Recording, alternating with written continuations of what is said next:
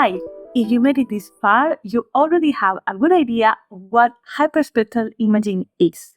In this lesson, we are going to get into the lab and have a look at the equipment and how to use it. Follow me.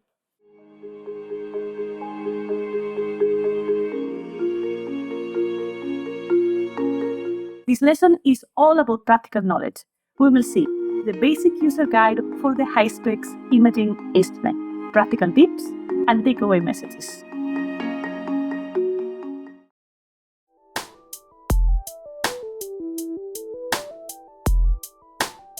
This is the HySpex hyperspectral imaging we have in the school.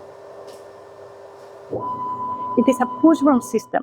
This means it works like a scanner, scanning the samples line by line, like an office scanner would do. When we take an image, the camera stays still and the table moves, allowing us to scan the samples.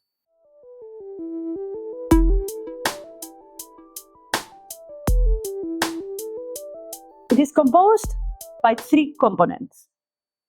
The cameras, this is the SWIR camera and the VIS camera, the lighting system, which has focused lights, and the stage, which is the moving platform where we place the samples. In addition, the system is connected to a computer and to a stage controller.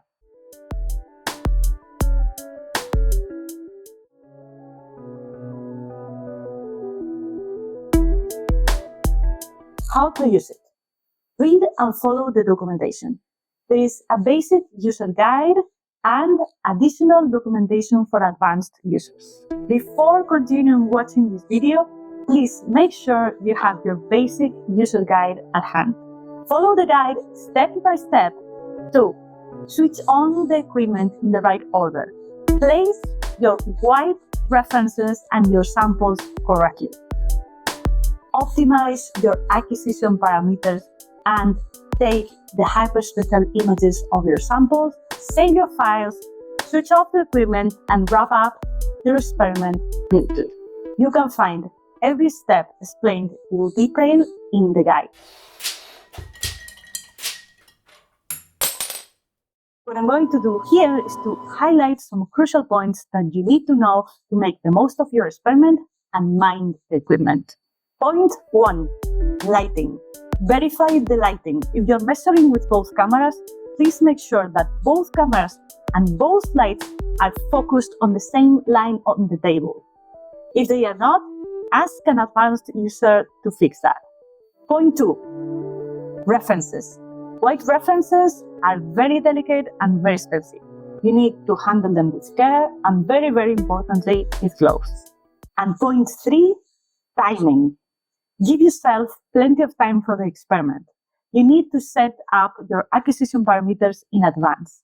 Also, you need to take into account that once you switch on the equipment, you will have to wait for 1 hour before you can acquire your hyperspectral images. What do you need to remember?